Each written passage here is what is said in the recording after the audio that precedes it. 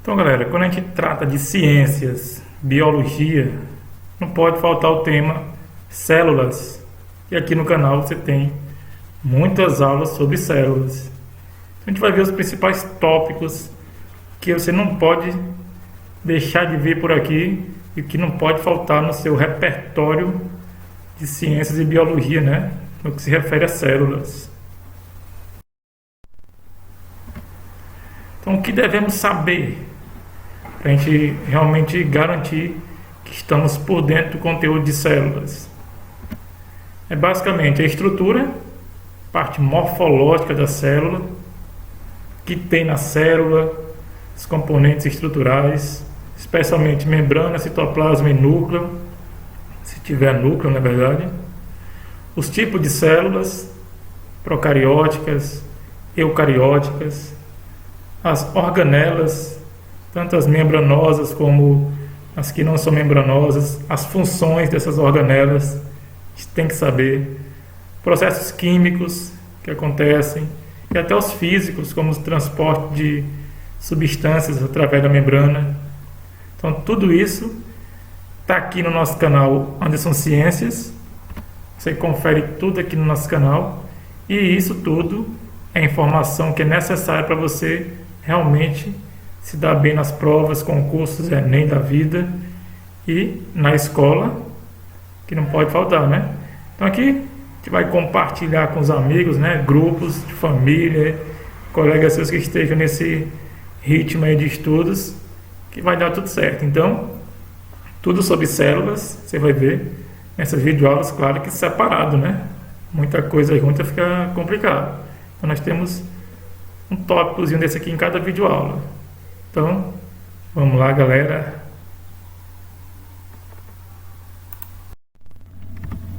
Então, o que seria a citologia? Seria uma palavra para a gente traduzir aqui para o português, né? Seria o estudo da célula. Teoricamente, essa palavra a gente tem que aportuguesar, na verdade. Então, cito, a gente vai entender como célula, e esse logia está relacionado com estudo. Então seria o estudo da célula, a área da biologia, né, a área da ciência que estuda a célula, especificamente a estrutura celular e seu funcionamento. É basicamente como se fosse morfologia e fisiologia, não é verdade?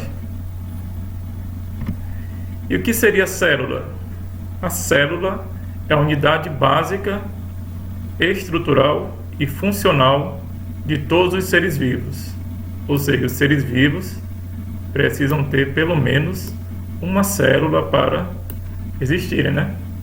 Claro que você vai lembrar dos vírus, que são acelulares, não tem célula, mas eles têm que ser parasitas obrigatórios. Ou seja, e quando surgiu esse termo célula, o pessoal confunde muito hoje em dia com telefone, né? Celular. Então a palavra célula, ela foi usada pela primeira vez em 1667, um dia desse, né? Pelo inglês Robert Hooke. Não tem nada a ver com o Incrível Hulk não, viu? Então, ele utilizou um microscópio bem simples, né? Bem rudimentar comparado com os atuais. E ele observou pedacinhos de cortiça. O pessoal usa muito para fazer rolhas, né? Para fechar garrafas. Que é tecido vegetal morto. Aí, ó, tecido vegetal. Morto porque a célula não está mais viva, né? Porque o tecido é formado por células. Então ele percebeu que essa cortiça era formada por numerosos espaços vazios, ou compartimentos vazios, né? E esses compartimentos vazios, ele deu o nome de cella, palavra latina, que significa pequena cavidade. A gente encontra muito hoje em dia na palavra cela, né? Da cadeia, né? Ele é um espaço, um compartimento. E esse nome célula é que deu origem à palavra célula. Tranquilo? Então está a explicação para o motivo de se usar o nome célula.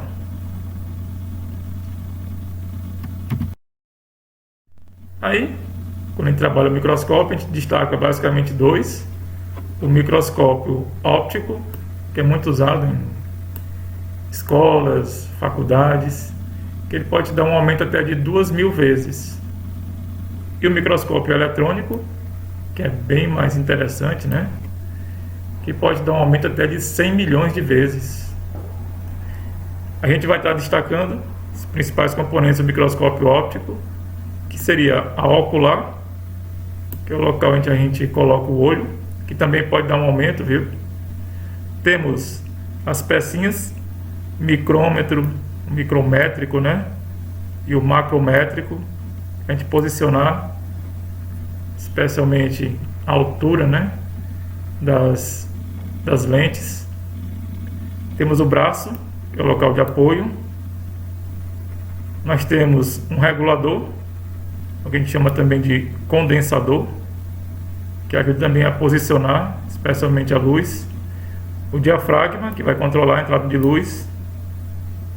Tranquilo? Temos a base, ou pé. A platina, seria como se fosse uma mesa. A objetiva, que vai ter os aumentos, né, de 10, de 5, de 40, de 100 vezes. E lembrando que o aumento vai ser calculado pela multiplicação, né, do aumento da objetiva e da ocular. Tem o tubo e esse revólver, que não é uma arma, né, a gente vai apenas estar usando para girar as objetivas. A gente pode comparar uma imagem no microscópio eletrônico. A gente está trabalhando aqui, por exemplo, a bactéria Escherichia coli. A gente percebe muitos detalhes, na verdade. Se você olhar isso aqui no microscópio óptico comum, você vai ver apenas pontinhos, né, bolinhas. Um piolho, ó, agarrado a um fio de cabelo. Você consegue ver também, ó, com muitos detalhes aqui a superfície dele, os pelozinhos, né? Bem interessante. Isso no microscópio eletrônico. Óptico, a gente tem uma imagem mais distante, né, como se diz.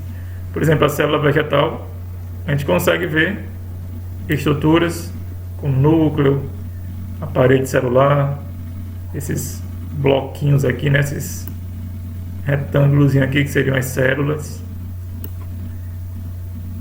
A gente consegue ver cloroplastos, aqui ó, os cloroplastos, a corzinha verde, aqui na célula vegetal. A gente consegue ver isso aí no microscópio óptico. Então, a microscopia foi fundamental para o trabalho com a célula. Tanto é que os seres microscópicos só foram incluídos nas classificações a partir do estudo, né, utilizando o microscópio. Então, de acordo com a estrutura da célula, a gente vai classificar os seres vivos basicamente em dois grupos: os procariontes e os eucariontes. Bora destrinchar essa palavra. Primeiro, procarionte tem a ver com a palavra proto, que a gente vai traduzir para primitivo. Tranquilo? Cario, de carionte, né? Tem um cario, traduzido como núcleo. E esse ontos seria o ser, no caso, o ser vivo. Então, procarionte ou procarionto seria aquele que o núcleo é primitivo, ou seja, é aquele que não tem núcleo, tem apenas material genético livre no citoplasma. Agora, comparando aqui com eucariontes, então cario continua sendo núcleo, ontos ser, só que eu se traduz como verdadeiro, ou seja, células que têm o núcleo verdadeiro, aquele núcleozinho envolvido por membrana nuclear ou carioteca, na verdade. Então, cario traduz como núcleo. Vamos fazer um breve comparativo entre a célula procariótica, eu percebo aqui o pró, primitivo, e a eucariótica, com núcleo verdadeiro. Então a procariótica, ela não tem a membrana nuclear. Lembrando que essa membrana nuclear é um envoltório que tem características semelhantes à membrana plasmática. Nós temos uma videoaula específica para núcleo. Então essa membrana não existe na célula procariótica e também não tem organelas membranosas. Claro que a gente vai encontrar o ribossomo na célula procariótica, mas as membranosas nós não teremos. E onde vai acontecer fotossíntese e respiração celular? Vai ser a nível de membranas, porque não tem as organelas específicas para esses processos químicos. Lembrando que a célula procariótica é o modelo mais antigo de célula, né, ou de ser vivo da Terra. E que seres nós temos células procarióticas? Nas bactérias, também nas cianobactérias e arqueobactérias. E a célula eucariótica? Ela já vai ter o núcleozinho envolvido com a membrana nuclear, que seria a carioteca, né? Também temos o nucleolo, que você viu bastante na nossa videoaula sobre núcleo. Temos as organelas membranosas, retículo endoplasmático, lisossomos, cloroplastos, no caso aqui das vegetais, né? Que é onde vai acontecer a fotossíntese. Então perceba que a fotossíntese já é em organela, aqui nas eucarióticas. E a respiração celular também vai acontecer em organelas, no caso aqui nas mitocôndrias, que a gente pode encontrar tanto em células animais como em células vegetais. Lembrando que os cloroplastos a gente não encontra em células animais. Agora vamos ver a classificação quanto ao número de células. A gente viu com base na estrutura, né? Agora a gente vai ver com relação ao número de células do ser vivo. Se o indivíduo for formado por uma única célula, esse uni de único, você vai ver bem aqui na palavra unicelular. Então esse uni de único, de unidade, e celulares de célula, ou seja, tem uma única célula. A gente vai encontrar isso em quem? Essa característica em bactérias, cianobactérias, algas, só que as algas unicelulares, viu? Fungos e protozoários. Agora os seres pluricelulares, a gente pode chamar de multicelulares. Você vai lembrar aqui de pluri, que plural, na verdade, ou multi, de múltiplas, quer dizer que é formado por muitas células, mais de uma célula. Tranquilo? Ficou fácil, né? Quais são os seres multicelulares ou pluricelulares? Animais, vegetais, fungos e as algas, só que algas pluricelulares. Aqui onde vem o que pode complicar nas questões, que a gente não vai achar que toda alga é unicelular ou toda alga é pluricelular. Tem os dois tipos, né? Tem as algas uni e as algas pluricelulares. No mesmo caso aqui, o mesmo princípio, os fungos. A gente pode encontrar cogumelos, que são pluricelulares, ou a gente pode encontrar fungos, por exemplo, Deuteromicetes, que são unicelulares. Você confere bem isso aí na nossa videoaula sobre fungos.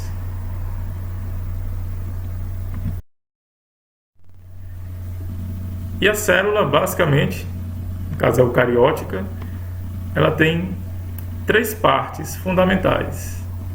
Quais seriam essas três partes fundamentais, básicas, de uma célula eucariótica? A gente vai estar destacando de fora para dentro, né? A membrana plasmática,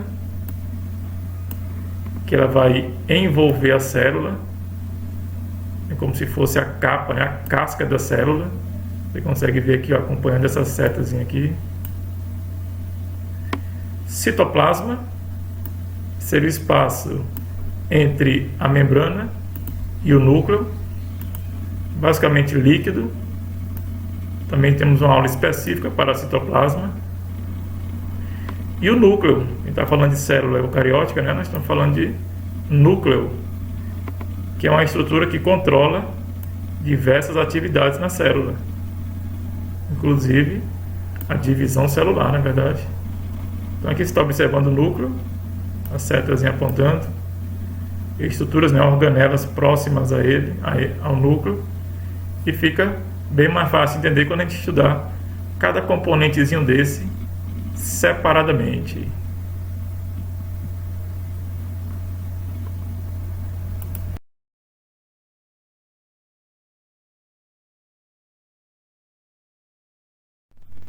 Então, galera, a gente vai agradecendo a atenção.